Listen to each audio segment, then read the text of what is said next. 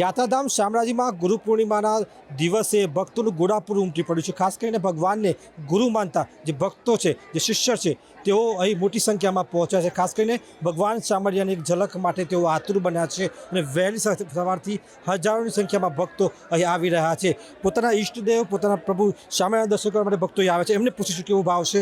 આજે ગુરુ પૂર્ણિમાનો દિવસ છે, ભગવાનના દર્શન કરવા માટે પહોંચ્યા છે, કેવો ભાવ આજે કેવું લાગી રહ્યું છે? અહીંયા શામળાજી ભગવાનના મંદિરે સૌ ભક્તો ઉમટી પડ્યા છે અને બહુ સારું રળિયામણું જગ્યા છે। ગિરિમાળાની અરિવલ્લી ગિરિમાળાની વચ્ચે આવેલું આ ડુંગરની તળેટીમાં શામળિયા ભગવાનનું મંદિર બહુ શોભી રહ્યું છે અને દરેક ભક્તો આવી રહ્યા છે। જય શામળિયા ભગવાન। આજે ગુરુ પૂર્ણિમા છે, કેવો ભાવ છે આજે? સારો ભાવ છે। ગુરુ પૂર્ણિમાનો ગુરુ શંકર કૃષ્ણ ભગવાન ગુરુ તરીકે માનેલા છે।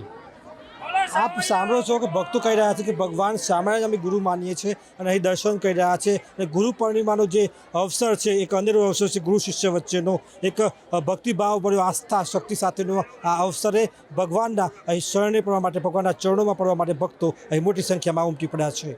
આજે અષાઢ સુદ પૂનમ એટલે કે ગુરુ પૂર્ણિમા, ખાસ કરીને શામળાજી ભગવાન એટલે કે સ્વયં નારાયણ અને એમના અંશાવતાર એવા કૃષ્ણચંદ્ર ભગવાન અને આ જગતમાં આ સનાતન ધર્મમાં ગુરુ તરીકે સ્વીકાર્યા એવા કૃષ્ણ વંદે જગદગુરુ એવા પરમ કૃપાળુ પરમાત્મા ભગવાન કૃષ્ણચંદ્રજી જગતના પરમ ગુરુ છે। એવા આજના પાવન પ્રસંગે શામળાજી વિષ્ણુ મંદિર ખાતે ભગવાનને સુંદર મજાનો શણગાર કરી આભૂષણોથી અલંકૃત કરી અનેક ભક્તો દર્શન કરી ધન્યતા અનુભવે છે।